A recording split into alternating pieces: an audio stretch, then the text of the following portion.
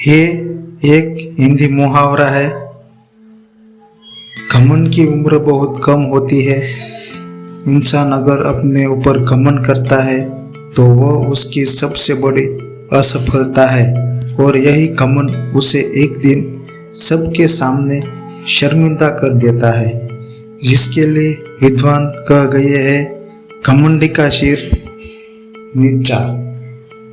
नारियल के पेड़ पर बड़े ही ऊंचे होते हैं और देखने में बहुत सुंदर होते हैं। एक बार एक नदी के किनारे नारियल का पेड़ लगा हुआ था। उस ऊपर लगे नारियल को अपने पेड़ के सुंदर होने पर बहुत गर्व था।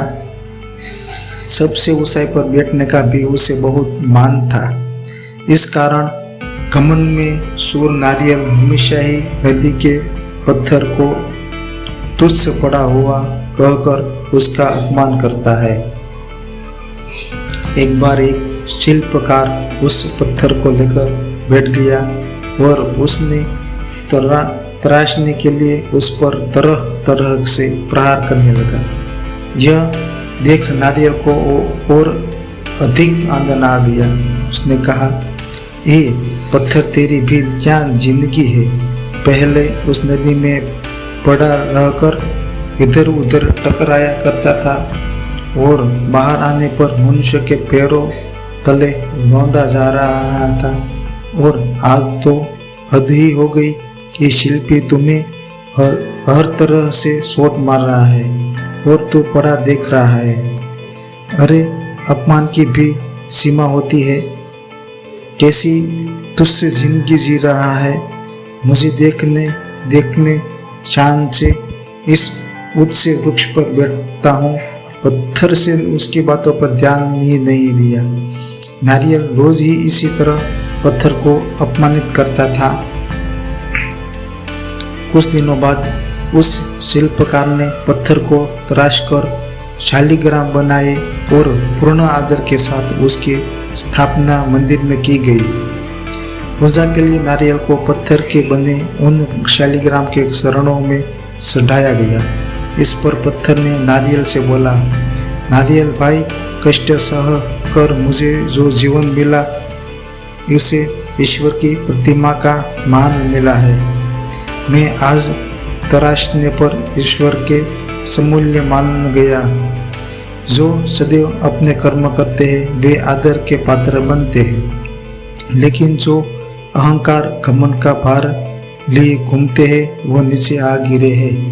ईश्वर में के लिए समर्पण का महत्व है, घमंड का नहीं। पूरी बात नारियल ने सिर झुकाकर स्वीकार की, जिस पर नदी बोली, इसे ही कहते हैं घमंड का सिर नीचा।